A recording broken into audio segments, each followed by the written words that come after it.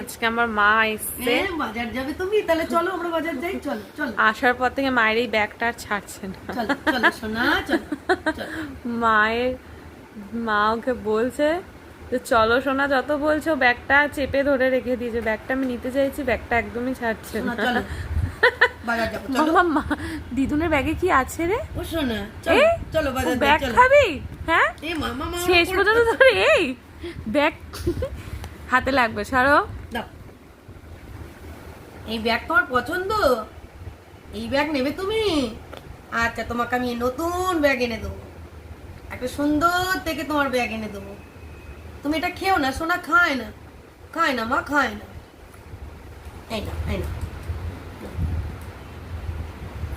খেও না, খেতে নেই।